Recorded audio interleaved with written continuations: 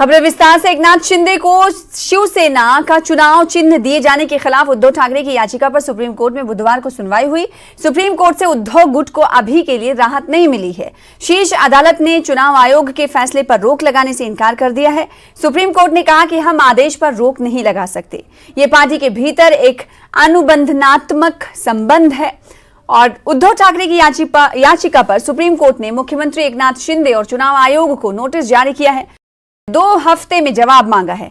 Bank खाते और property take over करने पर रोक नहीं है। चुनाव आयोग के फैसले को कोर्ट ने बरकरार रखा है, यानी कि शिवसेना और धनुष बाढ़ दोनों ही शिंदे ग्रुप यानी गुट के पास ही रहने वाले हैं।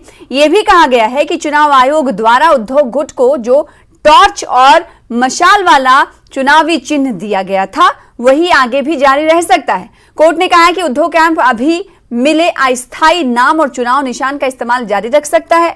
शिंदे पक्ष अभी ऐसा कोई व्हिप नहीं जारी करेगा जिसे ना मानने से उद्धव समर्थक सांसद और विधायक अयोग्य हो जाएं।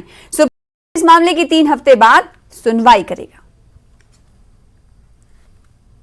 आज हमारे जो विरोधी ग्रुप है उन्होंने माननीय सर्वोच्च न्यायालय ने डिमांड की थी कि जो इलेक्शन कमीशन ने जो निर्णय दिया है उस निर्णय को स्टे देना चाहिए, लेकिन माननीय सर्वोच्च न्यायालय ने उनकी डिमांड आज खारिज की और जो उनको स्टे देने का उनका जो मांग थी वो मांग को ठुकराते हुए उन्होंने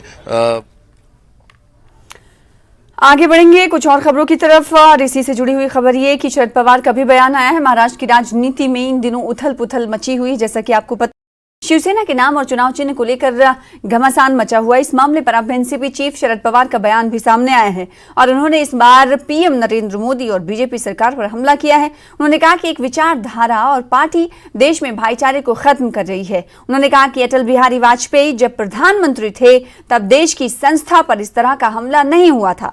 नरेंद्र मोदी की हुकूमत में देश की संस्था पर हमला हुआ। आज की हुकूमत दूसरे राजनीतिक दल को काम करने देना नहीं चाहती है। उन्होंने कहा कि चुनाव आयोग का इस्तेमाल हो रहा है, ये राजनीतिक दल पर हमला है। शरद पवार ने कहा कि ऐसा पहले कभी देखने को नहीं मिला कि चुनाव आयोग ने एक पार्टी से नियंत्रण छीन लिया हो।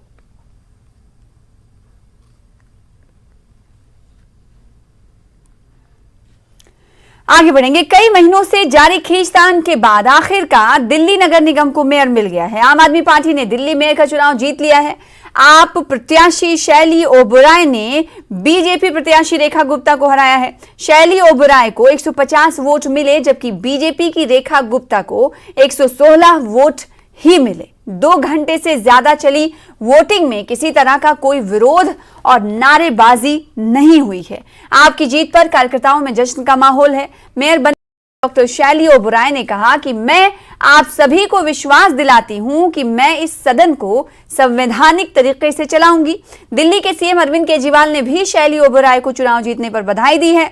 अरविंद केजरीवाल ने ट्वीट कर कहा है कि गुंडे हार गए, जनता जीत गई। दिल्ली नगर निगम में आज दिल्ली की जनता की जीत हुई है। उन्होंने कहा कि गुंडागर्दी की हार डॉक्टर शैली ओबराय को मेयर चुने जाने पर दिल्ली की जनता को बधाई देता हूं। साथ ही मेयर के बाद डिप्टी मेयर का भी चुनाव आम आदमी पार्टी ने जीत लिया है। सबसे पहले मैं धन्यवाद करना चाहूंगी माननीय मुख्यमंत्री अरविंद केजरीवाल जी का, माननीय उप मुख्यमंत्री मनीष सिसोदिया जी का और पूरी दिल्ली की जनता का, हमारे पार्षदों का, हमारे जितने भी विधायक हैं उनका और जितने भी हमारे सांसद हैं उनका, जिन्होंने मुझे महापौर चुनकर दिल्ली की सेवा का एक मौका दिया।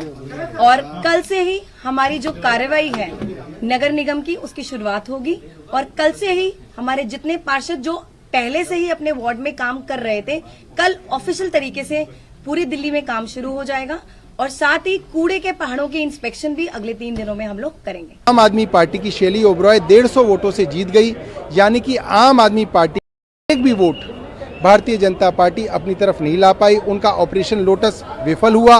उनके करोड़ों रुपए का लालच जो है वो पूरी तरीके से फ्लॉप हुआ और ये ऑपरेशन लोटस कांग्रेस के खिलाफ तो सफल हो सकता है, पर आम आदमी पार्टी के खिलाफ जो है सफल नहीं होता है।